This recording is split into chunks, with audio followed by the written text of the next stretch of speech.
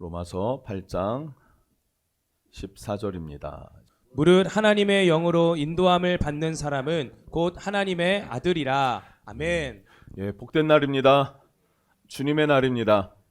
이날에 하나님의 은혜가 여러분의 심령과 가정에 임하기를 예수님 이름으로 축복합니다. 우리 주님은 사신 하나님이시기 때문에 우리의 삶을 만지시고 개입하시고 이끄세요. 그러나 주님은 매직과 같은 그런 허상은 아니십니다. 그래서 순식간에 어떤 뿅 이렇게 나타나고 그렇게 우리가 생각하고 기대하는 것처럼 어릴 때 만화 영화 본 것처럼 그렇게 역사하시는 하나님은 아니십니다. 그래서 우리가 안 이루어지나? 라고 생각할 수도 있지만 아닙니다. 하나님은 살아계시고 반드시 역사하시고 우리의 삶을 고치시고 만지시고 회복시키시며 세우십니다.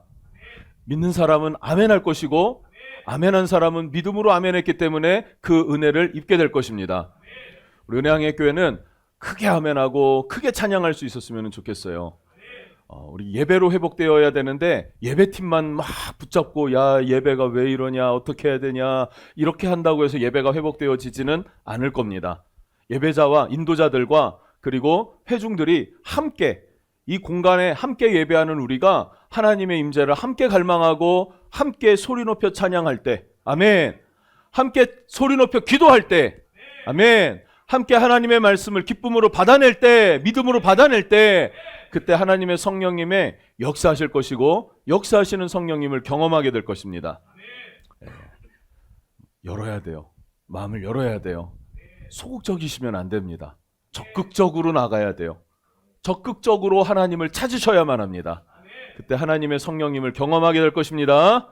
아멘. 감사합니다. 성령이여 임하소서라고 하는 제목을 가지고 5번째 말씀을 나누게 되고 오늘 마지막입니다. 그럼 지난 4번의 말씀의 결론이라고 해야 될까요? 종착역이라고 해야 될까요? 그것은 무엇이었냐면 무엇을 위해서 지금까지 말씀을 나누어 왔냐면 우리는 성령님과 동행해야 된다라는 거예요.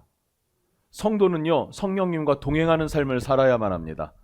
이것을 위해 지금까지 달려온 과정이었다라고도 볼 수 있습니다.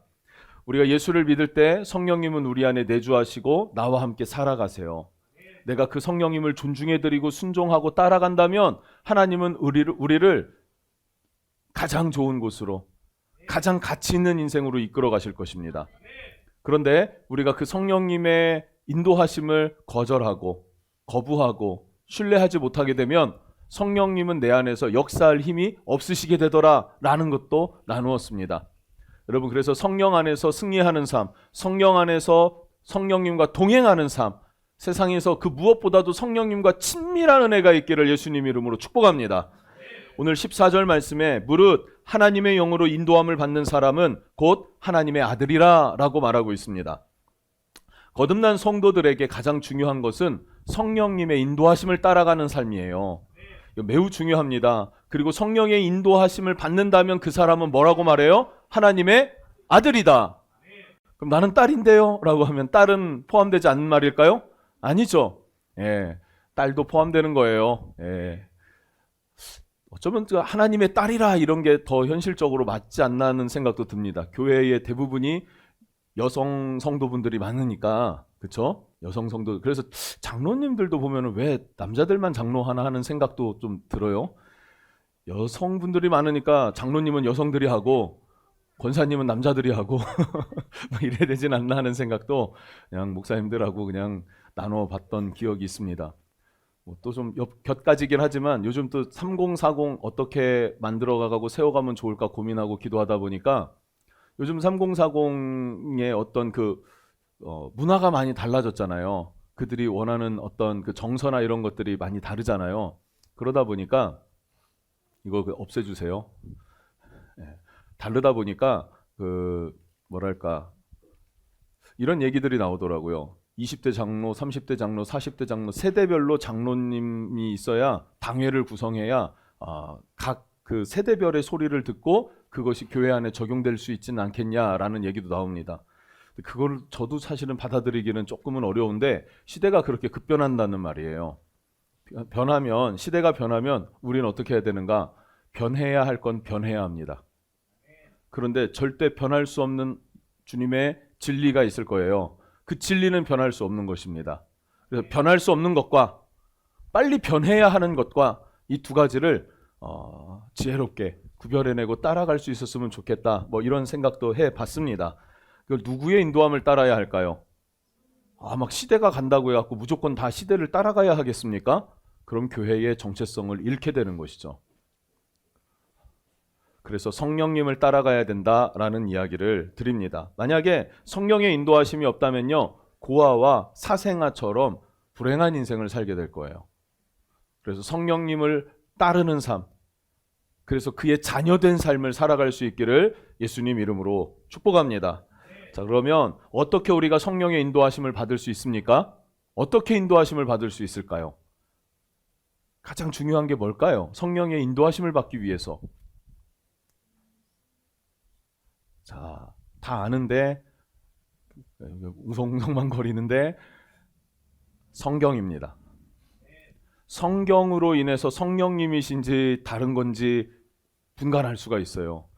그렇죠? 성경이 매우 중요합니다. 창세기부터 계시록까지 66권의 말씀은 하나님의 약속입니다. 그리고 성령님은 이 성경을 통해서 하나님의 뜻을 분별하고 하나님의 뜻을 깨달아 알 수 있도록 그 기준으로 삼아주신 진리의 말씀인 거예요. 그래서 이 성경을 통해서 우리는 성령님의 인도하심을 따를 수 있다는 것을 기억하면 좋겠어요. 많은 사람들이요, 성경 어렵습니다 이렇게 말하기도 해요.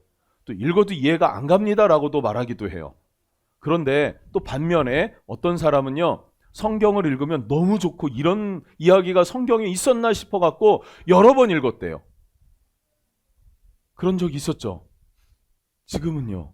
라고 하면 또 우리 서로 또 힘드니까 그런 적이 있었다는 거예요. 성경을 1년에 2독제, 2독 반 막 이런 식으로 했었잖아요. 욥기는 막 서너 번씩 읽고, 욥기를 그렇게 읽는 분들이 그렇게 많지는 않았거든요. 근데 종종 있더라고요. 그런 분들 몇 명 찾았었어요. 욥기. 욥기를 그렇게 읽는 분들 있으시더라고요. 그분들은 그럼 왜 그걸 그렇게 좋다고 읽을까라는 생각도 해보는 것이죠. 여러분들은 어떻습니까? 말씀을 깊게 읽어본 적이 있으세요? 누구는 재밌고 즐겁게 읽는데 누구는 거의 뭐 수련하듯이 읽는 사람들, 막 일단 읽고 보자, 이해가 되든 안 되든 이런 경우, 뭐 그것도 뭐 나쁘지는 않은데 그런 경우도 있고 그래요. 그런데 여러분 중요한 게 있는데 뭐냐면 이것을 어떻게 잘 읽어야 되나 연구하는 게 아니라 그냥 계속 매일 반복적으로 읽고 읽으면 되는 겁니다. 아멘. 밥을 먹잖아요. 매일 밥 드시죠? 저는 며칠에 한 번씩 먹어요 하시는 분 계십니까? 겉모습만 봐도 그런 분은 없습니다. 그런데 밥을 먹을 때 밥을 연구하면서 먹는 거 아니죠? 그렇죠? 뭐 백종원 씨 아니잖아요, 여러분들. 그냥 먹는 거잖아요. 근데 잘 이렇게 먹다 보니까 알아지죠. 뭘 알아집니까? 제철 음식이 뭔지를 대략 알게 되고, 그리고 뭐는 어떻게 먹는 게 맛있구나라는 것을 그냥 하나씩 알아가는 재미가 있지 않습니까? 그런 것처럼 말씀도 마찬가지예요. 매일 꾸준히 반복해서 계속해서 읽고 읽는 것을 반복하면 됩니다. 그러면 하나님의 말씀이 깨달아지고 알아지고 재미있어지고 인도함이 무엇인지, 하나님의 계획이 무엇인지, 하나님의 뜻이 어디에 있는지, 하나님이 기뻐하시는 삶은 무엇인지를 알 수 있게 되더라라는 사실이죠. 그것이 무엇입니까? 성령의 인도하심을 받는 한 방편이 될 수 있다라는 거예요. 시편 1편 1절에서 3절입니다. 우리 함께 한 목소리로 읽어볼게요. 시작. 복 있는 사람은 악인들의 꾀를 따르지 아니하며 죄인들의 길에 서지 아니하며 오만한 자들의 자리에 앉지 아니하고 오직 여호와의 율법을 즐거워하여 그의 율법을 주야로 묵상하는도다. 그는 시냇가에 심은 나무가 철을 따라 열매를 맺으며 그 잎사귀가 마르지 아니함 같으니 그가 하는 모든 일이 다 형통하리로다. 아멘. 성경을 수시로 읽는 사람들, 밤낮으로 그냥 시간 나고 틈나면은 성경을 읽는 그 사람들인 복이 있대요. 왜 복이 있다고 하십니까? 그런 사람들은 성령의 인도하심이 있기 때문에 그렇습니다. 성령의 인도하심이 있기 때문에 성령님이 말씀으로 인도하시는데 그 말씀을 우리가 수시로 읽는다고 생각해 보세요. 수시로 듣는다고 생각해 보세요. 그러면 그 말씀이 나를 이끌어가니까 그 삶은 복된데 어떤 복이 있는가? 철을 따라 열매를 맺는 복. 필요할 때마다 열매를 맺어요. 그게 복 아니겠습니까? 요즘에 경기가 어렵까 물가가 뭐 치솟는다라고 말하는 이유가 뭡니까? 과일 사 먹기 어렵잖아요. 왜요? 제철에 먹을 수 있는 과일이 기상 변화 이런 것 때문에 값이 너무나 폭등했잖아요. 그렇지 않아요? 딸기 2개 10,000원 막 이러잖아요. 과장해서. 예. 그런 식으로 막 올라갔잖아요. 그러니까 제철 과일을 못 먹으니까 되게 어려워지고 뭐 사과 같은 것도 엄청 올랐던데요, 진짜. 사과는 진짜 2알에 10,000원 막 이렇게 하는 것 같던데요. 한두 달 전에요. 예. 뭡니까? 철을 따라 열매를 맺지 못하면 힘든 거예요. 그런데 철을 따라 열매를 맺게 하시는 은혜가 있더라. 잎사귀가 마르지 아니함 같으니 얼굴이 맨날 부석부석하고 근심 걱정으로 그냥 늘 그늘져 있는 얼굴이 아니라 주야로 수시로 주구장창 말씀 읽는 사람들은 어떻다고요? 늘 푸르르더라. 늘 푸르르더라. 할렐루야.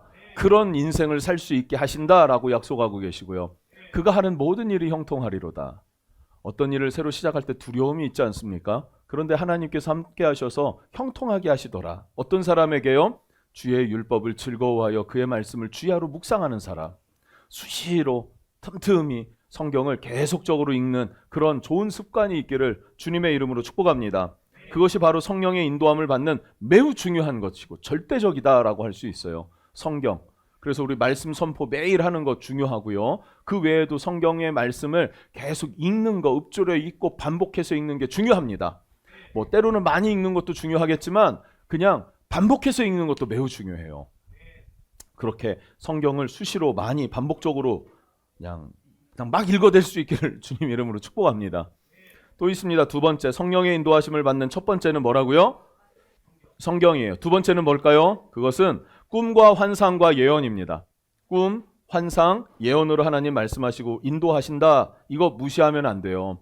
신비주의다라는 취급을 받고 또 뭐 그렇게 취급하는 경우도 있습니다. 그런데 이거 절대로 무시할 수 없는 것입니다. 자, 첫 번째 꿈인데요. 하나님은 꿈으로 인도하시는 경우가 있습니다. 경험이 있으십니까? 마태복음 1장 19절 20절을 보면요. 그의 남편 요셉은 의로운 사람이라 그를 드러내지 아니하고 가만히 끊고자 하여 이 일을 생각할 때에 주의 사자가 현몽하여 이르되래요. 요셉에게 주의 사자가 현몽이래요. 꿈으로 말씀하여 이르되 마리아 데려오기를 두려워하지 말아라. 그는 성령으로 잉태된 것이지 바람 펴서 임신한 거 아니야. 그러니까 데려와라 라는 것을 누가 인도해 주신 거예요? 성령님이. 그런데 성령님이 이 꿈으로 역사하지 않으셨다면 요셉은 마리아를 받아낼 수 있었을까요? 받아들일 수 있었을까요? 받아들일 수가 없는 거죠. 받아들일 수가 없었던 거예요. 그런데 성령님께서 현몽하여 꿈으로 말씀하여 주셨다. 그 이후에 헤롯이 2세 이하의 2살 미만의 아이들을 다 죽여라 이러는 뭐 말도 안 되는 대학살 명령을 내렸어요. 그때도 그 명령이 떨어질 때에 하나님께서 성령께서 요셉에게 꿈으로 알려주셨습니다.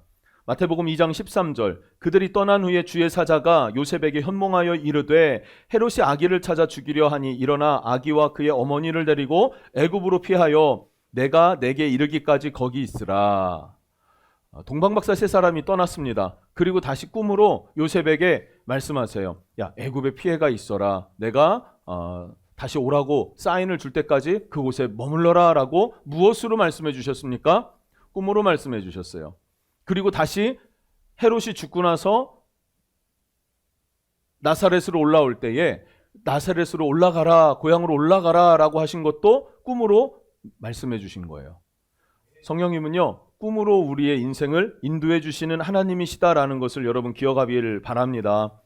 선교지 이야기들을 듣잖아요. 그러면 선교지는 지금도 막 핍박이나 이런 곳이 있어서 꿈이 아니면은 어떤 메시지를 전달하기 어려운 상황과 순간에 놓여 있을 때, 방글라데시가 그런 상황이에요. 가택 연금되어져 있고 수도 다카로 내려가 있는 그 본족이 그 방글라데시의 본족이 그리스도인 부족이 돼버렸어요. 영국 선교사에 의해서. 그랬는데 그 부족이 엄청난 핍박을 받고 있습니다. 가택 연금 당하고 있고 수도로 내려가 있는 목회자들도 이제 잡으러 오고 그다음에 목회자들은 그 숲으로 뭐라고 하죠? 정글로 다 피난 가 있는 상태가 되어져 있어요. 서로의 연결이 끊어졌어요. 단절됐어요. 뭐 줌으로 하고 이런 분위기도 아닙니다. 할 수도 없는 상태예요.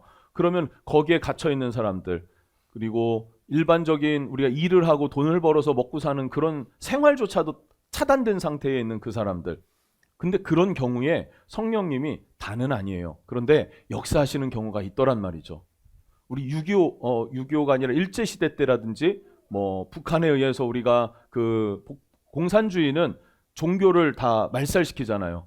그러니까 기독교도 굉장히 많은 핍박을 받았죠. 뭐 그때라든지 그런 때에 엄청난 그 간증들이 있어요. 한겨울인데 광 있잖아요. 그냥 생으로 된 그냥 그 바람만 막혀 있는 그런 곳에서 이제 갇혀 있는 상태인데 너무 추운데 하나님 너무 추운데 잘 수 있도록 인도해 주세요. 그랬는데 꿈인지 생신지 모르겠는데 하늘에서 이불이 내려왔대요. 그리고 막 땀이 날 정도로 따뜻하게 자고 일어나니까 개운해졌었다. 뭐 이런 이야기들 있잖아요. 그런 걸 전 글로 또 어릴 때 설교로 들었던 기억들이 있습니다. 무슨 말이냐면 성령님이 꿈으로가 아니면 말해주기 어려운 어떤 상황들에 놓여 있을 때는 이거 다는 아니라 그랬어요. 일반화시키기는 어려울 수 있어요. 그런데 그렇게 이야기해 주시는 경우가 있다는 것 또한 사실입니다. 그래서 우리에게도 뭐로 말씀해 주실 수 있다? 꿈으로도 말씀해 주실 수 있다라는 것을 여러분 반드시 기억하면서 또 한 가지 중요한 게 있어요. 그것은 뭐냐면 대부분의 사람들이 꿈을 꾸지만 그것이 다 하나님으로부터 오는 꿈이라고 여겨서는 안 됩니다. 정말 성령님이 주시는 꿈인지 그것이 아닌지를 구분해낼 수 있어야 돼요. 사실 그 내가 많이 피곤하면은 막 갑자기 뜻하지 않은 꿈을 꾸는 경우가 있잖아요. 그렇죠. 뜬금없이 나랑 상관없는데 누가 나타났어. 아, 이건 하나님이 주신 꿈이야. 아니에요. 아닌 경우가 10중 8구입니다. 근데 그것을 막 하나님이 주신 어떤 것인 것냥 말을 하거나 하면은 위험합니다. 그리고 하나님이 그런 꿈을 주셨더라도 말하라고 주신 꿈이 있고 품고 기도하라고 주신 꿈이 있어요. 분별이 매우 중요합니다. 그러지 않으면 공동체를 와해시키는 어떤 사단의 빌미가 될 수 있어요. 분간이 안 가면 주의 종에게 물어야 돼요. 교회 안에 질서로 하나님 세우셨잖아요. 그러면 목사님한테 물어야죠. 목사님 이런 꿈을 꿨는데 혹시 무슨 꿈일까요? 라고 들어보잖아요. 그럼 거진 10번 들으면 진짜 9.9번은 다 그냥 개꿈이에요. 이렇게 얘기하게 되더라고요. 네. 그러니까 내가 그냥 피곤해서 그냥 어쩌다가 그냥 툭툭 튀어나오는 그런 꿈인 경우가 대부분이에요. 그래서 꿈 얘기를 함부로 하면 안 됩니다. 심지어 꿈 얘기를 함부로 하고 느끼는 감동이 있다고 뭐 이렇게 얘기를 하고 근데 그 사람이 새벽기도 잘 나오는 사람이에요. 그 시즌에 잘 나왔지만 그러더니 뭐 같이 동업을 하자느니 돈을 빌려달라느니 이러고 해서 돈 떼먹는 사람들 실제로 있었습니다. 제가 아는 사람 중에 집사들 중에. 그래서 여러분 꿈 얘기하면 저한테 얘기를 하시고 누가 나한테 꿈 얘기를 해주면 여러분 자의적으로 해석하고 막 좋아하지도 말고 절망하지도 말고 신경 쓰이면 저한테 물어보세요. 그럼 제가 또 기도해 볼게요. 그럼 내가 꿈 감별사냐? 그건 아니에요. 그건 아닌데 그래도 성경 더 많이 읽고 그리고 또 이제 기도를 하잖아요. 그럼 하나님께서 주시는 마음이 있을 것이고 성경 안에서 이것이 필요한 것인지 필요하지 않은 것인지 그것 정도는 구별할 수 있지 않겠습니까? 그리고 같이 기도하다 보면 성령님이 그것을 인도해 주실 줄로 믿습니다. 그래서 직접적으로 꿈 전달하는 거 위험하다. 세우신 사역자에게 상의해야 한다라는 거. 그걸 여러분 꼭 기억할 수 있었으면 좋겠습니다. 꿈. 중요한 거는 꿈으로도 성령님이 우리를 인도하신다라는 거. 두 번째, 환상으로도 인도해 주십니다. 환상을 본 경험이 있으십니까? 있으십니까? 지환이도 있대요. 예. 예.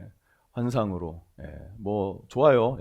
그렇게 하실 수 있으시는 분이시니까 이건요. 사도행전 16장을 보면 사도 바울이 사역의 방향을 놓고 기도하면서 터키 지역을 다시 전도하려고 그래요. 터키 지역을 전도하려고 그러는데 2차 전도 여행이죠. 그런데 성령님이 막으시고 꿈을 주세요. 환상을 주세요. 꿈의 환상으로라 그래요. 그래서 마게도냐 사람들이 이리 와 우리를 도와라 뭐 이런 것들. 그래서 이것이 하나님의 인도하심이구나라는 것을 확증하고 넘어가서 복음을 전하기 시작하니까 지경이 확장되어져 간 거예요. 그러니까 바울의 생각과 바울의 그릇은요. 터키 지역이었어요. 터키는 아시아 지역.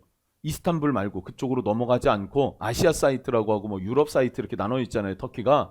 그러니까 아시아 사이트에서만 복음을 전하는 게 바울의 목표고 그릇이었는데 하나님은 그것은 네가 하지 않아도 또 다른 제자들이 있고 이미 1차 전도 여행 때 복음을 받은 자들, 그 믿는 성도들이 복음을 전할 수 있으니 너는 유럽으로 나아가라. 이것이 하나님의 계획이었어요. 그런데 바울을 그것을 이끄시는 하나님의 방법 중에 하나가 뭐였냐면 환상이었습니다. 사도행전 16장 6절부터 10절입니다. 6절부터 10절 교독에서 읽겠습니다. 성령이 아시아에서 말씀을 전하지 못하게 하시거늘 그들이 부르기아와 갈라디아 땅으로 다녀가 무시아 앞에 이르러 비두니아로 가고자 애쓰되 예수의 영이 허락하지 아니하시는지라. 무시아를 지나 드로아로 내려갔는데 밤에 환상이 바울에게 보이니 마게도냐 사람 하나가 서서 그에게 청하여 이르되 마게도냐로 건너와서 우리를 도우라 하거늘. 바울이 그 환상을 보았을 때 우리가 마게도냐로 떠나기를 힘쓰니 이는 하나님이 저 사람들에게 복음을 전하라고 우리를 부르신 줄로 인정함이러라. 아멘. 이 환상이 하나님이 우리를 부르신 것이구나라는 것으로 인정했어요. 기도하면서 이건 하나님의 인도하심이구나라는 것을 인정하고 순종하여 나아갔습니다. 여기서 마게도냐는 어디냐면은 그리스예요. 그리스 지금의 그리스 지역입니다. 북부 지역, 그리스 북부 지역, 발칸반도 그쪽에 그 선교 전초 기지라고 해야 될까요? 유럽 선교의 교두부라고 해야 될까요? 그것을 마련하게 됐어요. 그러면서 바울의 사역이 아시아를 넘어 유럽으로 넘어가는 패러다임이 전환되어지는 그런 역사가 일어난 것이죠. 누가 인도해 주신 것입니까? 성령님이 인도해 주신 결과인 줄로 믿습니다. 또 하나는 뭐라고 했습니까? 꿈, 환상, 그리고 음성이에요. 음성. 이것은 육신의 음성일 수도 있는데 꼭 육신의 소리가 아니라 마음에 강한 육신의 소리와 같은 소리로 들리는 경우도 있습니다. 사도행전 13장 1절에서 3절을 보면 안디옥 교회에 선지자들과 사도들이 있으니 곧 바나바와 니게르라 하는 시므온과 구레네 사람 루기오와 분봉왕 헤롯의 젖동생 마아넨과 및 사울이라. 주를 섬겨 금식할 때에 성령이 이르되 내가 불러 시키는 일을 위하여 바울과 바나바를 따로 세우라 하시니 이에 금식하며 기도하고 두 사람에게 안수하여 보내니라. 아멘. 성령님이요 이 안디옥에서 선지자, 예언자, 교사들 이런 직분을 받은 사람들이 금식하며 기도할 때에 성령님이 말씀하세요. 뭐라고요? 내가 불러 시키는 일을 위해서 내가 어떤 일을 지시할 건데 이 일을 위해서 바울과 바나바를 세워라 라고 명령했습니다. 그랬더니 사람들이 더 금식하고 기도한 후에 바울과 바나바를 세워 안수하여 그들을 파송합니다. 이게 쉬울까요? 어려울까요? 여러분들 금식하고 기도하는데 이런 상황인 거예요. 정석기 목사랑 최준혁 전도사랑 세워서 파송해라. 그럼 여러분들 그렇게 파송할 수 있겠습니까? 못 하시겠습니까? 할 수 있겠습니까? 또 뭐 가나 마나니까 가세요. 뭐 이런 표정으로 파송하면 그건 파송이 아니야. 쉬운 일은 아니잖아요. 근데 바울과 바나바를 성령님이 그렇게 어떻게요? 말씀하시고 보내라. 그러니 이들이 금식하고 순종하였다라고 이야기를 하고 있다는 거예요. 정리해 보겠습니다. 성령님은요, 꿈, 환상, 음성 이런 것으로 우리를 인도하시기도 한다라는 것도 알고 있어야 됩니다. 자, 그럼 성령님이 우리를 인도하시는 법 첫 번째는 뭐라고요? 성경, 말씀이에요. 두 번째는 뭐라고요? 꿈과 환상과 음성으로 말씀하시고 이끄신다. 자, 세 번째는 뭐냐면 마음의 소원을 두고 이끄십니다. 마음의 소원을 두고 이끄세요. 빌립보서 2장 13절 같이 읽어보겠습니다. 시작. 너희 안에서 행하시는 일은 하나님이시니 자기의 기쁘신 뜻을 위하여 너희에게 소원을 두고 행하게 하시나니. 아멘. 아멘. 예, 하나님은요 우리 마음 안에 소원을 두셔서 우리의 소원을 행하게 하십니다. 모두에게 그렇게 하진 않으세요. 성령에 충만한 사람은 성령님이 그 사람을 이끄세요. 소원을 두고. 근데 성령에 충만하지 않은 사람과 충만한 사람의 차이가 있겠죠. 성령에 충만하지 않은 사람은 무엇을 위해서 계획을 세웁니까? 나 잘 먹고 나 잘 살고 내 집 세우고 내 사업 세우는 거에 목표를 두고 그것을 먼저 하고 우선을 합니다. 그런데 성령의 사람은요, 내 사업과 내 가정보다도 하나님의 나라와 하나님의 의를 위해서 우선 살기를 원해해요. 그러면 주님이 내 삶을 채우시리라 하신 말씀을 믿고 순종할 준비가 되어 있는 사람, 그 사람에게 성령님은 어떻게 하신다? 그 마음에 소원을 두고 하나님이 기뻐하시는 뜻을 그 사람 마음에 소원으로 두고 행하게 하신다는 사실이에요. 여러분, 마음에 어떤 소원이 있으십니까? 하나님은 마음의 소원으로 행하신다는 거예요. 제 마음에 소원이 있습니다. 우리 은혜의 항해 교회는 하나님이 기뻐하시는 교회가 됐으면 좋겠어요. 무엇을 기뻐하십니까? 하나님 앞에 영과 진리로 예배하는 예배의 영이 있는 교회, 예배의 열정이 있는 교회, 예배가 살아있다라고 소위 말하는 그 정말 예배를 통해서 우리의 마음이 회복되고 살아나고 기뻐지고 행복감을 누릴 수 있는 그런 성령으로 인한 임재를 누리는 그런 예배를 드리는 교회를 하나님 원하신다고 생각해요. 또 그렇게 우리가 예배하며 나갈 때 갈급한 사람들은 모여들 것입니다. 그럼 그들과 우리는 뭐를 해야 될까요? 복음을 모든 민족 가운데로 나아가서 복음 전하는 교회가 되었으면 좋겠습니다. 복음을 전하는 교회가 되었으면 좋겠습니다. 또 요즘 뭐 요 시즌만은 아니에요. 오래전부터 얘기했던 게 뭐였냐면 3040 세대가 기뻐하고 만족해하며 예배할 수 있고 하나님을 경외할 수 있는 교회가 되었으면 좋겠습니다. 할렐루야. 오늘 아침에도 씻으면서 고민을 많이 했어요. 성찬식을 하는데 이거를 입고 할까, 정장을 입고 갈까, 이런 생각 많이 했어요. 그러다가 하나님 보시기에 너 왜 타이도 안 하냐 라고 하시면 제가 입겠습니다. 근데 하나님이 그걸로 저한테 혼내실 것 같지 않았습니다. 그러면 성도들이 이것을 받아주실 수 있을까라는 것도 생각을 했습니다. 예전에도 그랬기 때문에 뭐라고는 안 하겠구나 라는 생각을 하고 왔어요. 나름대로는 접촉할 수 있는 어떤 담을 좀 매우 낮추고 함께 예배하는 것에 어려워하지 않을 수 있는 교회가 됐으면 좋겠다는 생각들을 많이 하고 있어요. 마음에 소원을 두는 거죠. 기도합시다. 함께 합시다. 그 하나님이 우리의 마음에 소원을 두고 그 일을 이루실 줄로 믿습니다.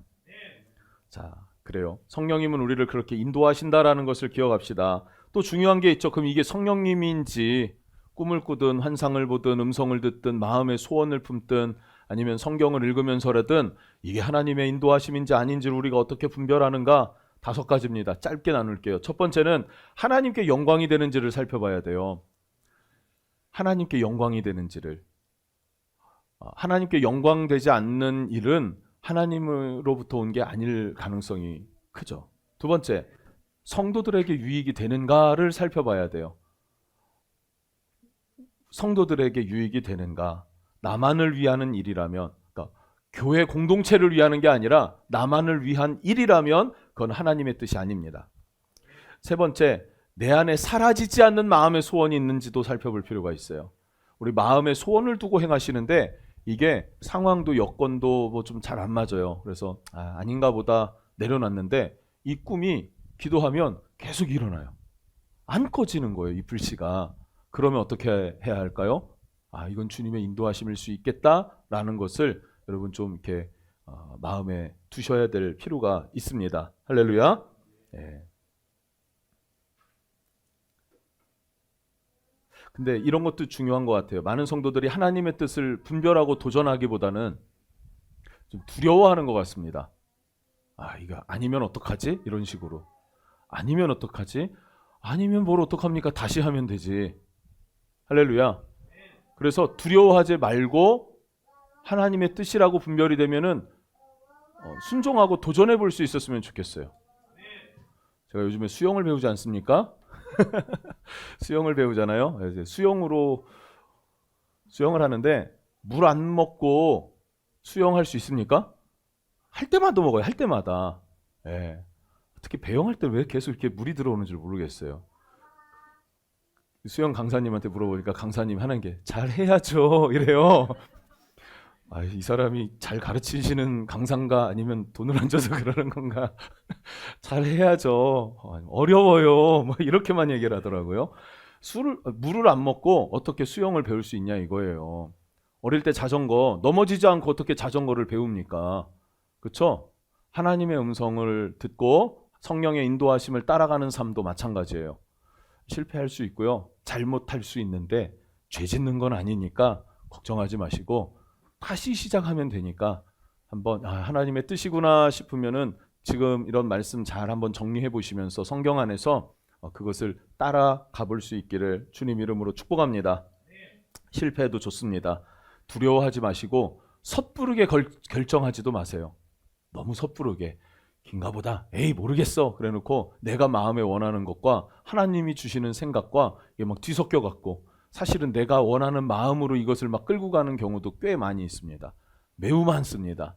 이것도 섣부른 결정도 조심할 필요가 있다는 것을 기억하면 좋겠습니다. 네 번째는요, 성령의 인도하심은요 마음의 평안으로 확증해 주십니다. 평안이 있는가, 이 일을 하는 것에 있어서 평안이 있는가 평안이 없는가 매우 중요해요. 빌립보서 4장 6절 7절 한번 같이 읽어볼게요. 시작. 아무것도 염려하지 말고 다만 모든 일에 기도와 간구로 너희 구할 것을 감사함으로 하나님께 아뢰라. 그리하면 모든 지각에 뛰어난 하나님의 평강이 그리스도 예수 안에서 너희 마음과 생각을 지키시리라. 아멘. 아멘. 성령께서 우리 심령에 주신 그 마음의 소원이 있다면 그 소원은요 평안으로 임합니다. 평안으로 임합니다.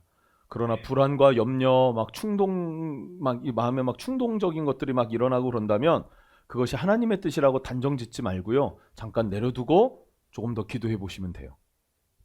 이해가 되시죠? 서두르지 마시고 기도하면서 그렇게 주님께 나아가면 좋겠습니다. 5가지 했어요. 하나님 뜻 분별하는 것, 하나님께 영광이 되는지, 다른 성도들에게 도움이 유익이 되는지, 그리고 내 안에 그 마음의 소원이 사라지지는 않는지, 그리고 평안으로 성령님이 그 마음의 소원을 주시는 것인지, 그리고 상황과 환경, 이거 얘기 안 했나요? 상황과 환경을 하나님 또 만들어 주셔서 이끌어 주시기도 하더라라는 것도 기억하면 좋겠는데, 이 5가지가 절대적인 건 아니에요. 많은 것들 중에 좀 우리가 이 정도 기준 삼으면 크게 벗어나질 않겠다 싶은 거 정도만 정리를 한 거니까 정리해 보시면 좋겠습니다. 잘 여러분이 받아들일 수 있었으면 좋겠고, 무엇보다도 성경 안에 성경을 읽고 그 성경의 뜻에서 벗어나지 않고 성경 안에서 그 하나님의 뜻이 해석되어져야만 합니다. 그러면 한번 결단하고 순종해 보세요. 그리고 하나님의 뜻인지 내가 원하는 건지 분별이 안 갈 때는요, 내가 원하는 것을요 제로 상태로 만들어 놔야 돼요. 내가 원하는 의도를 완전히 빼버려야 돼요. 주님이 말씀하시면은 이쪽으로도 가겠습니다, 저쪽으로도 가겠습니다라는 분명한 마음의 결단이 있는 상태에서 하나님 주시는 감동을 따라 결정하고 나아가는 것입니다. 정리해 보겠습니다. 여러분, 성령님 누구십니까? 보혜사세요. 보혜사 성령님, 코치가 되시는 성령님, 그 성령님은 우리 안에 내주하셔서 우리를 이끄신다.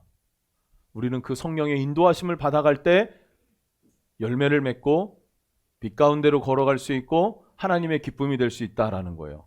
이게 매우 중요한데요. 여러분들이 원하는 이거를 이루면은 난 행복할 거야 라는 기준이 있을 거예요. 그렇죠? 우리 동지 형제도 그런 거 있을 것 같아요. 뭐 예를 들면 소가 500마리가 되면 뭐 이러면은 우리는 먹고 사는데 지장 없어 이렇게 생각할지는 모르겠어요. 그런데 그것이 내 삶에 온전한 행복을 준다고 보장할 수는 없을 겁니다. 그 정도에 상응하는 재산을 갖고도 평안하지 못한 사람들이 많잖아요. 최태원 회장 똥줄이 탈걸요. 돈도 그렇고요. 직위도 그렇고요. 내 환경을 만들어 놓는 것도 그렇고요. 그게 나의 모든 삶에 안정감을 준다고 생각하지 마십시오. 왠지 아세요? 그건 진리가 아니기 때문에. 진리는 예수 그리스도세요. 예수로 충만하고 예수로 채워졌을 때 그때 하나님은 우리에게 만족감을 주십니다. 영원한 것이기 때문에 예수로 충만해 주십시오. 어떻게 해요? 성령의 인도하심을 받을 때 우리는 예수로 충만해집니다. 성령 충만이 뭐라고요? 예수로 충만한 상태라 그랬잖아요. 예수로 충만한 은혜 있기를 주님 이름으로 축복합니다.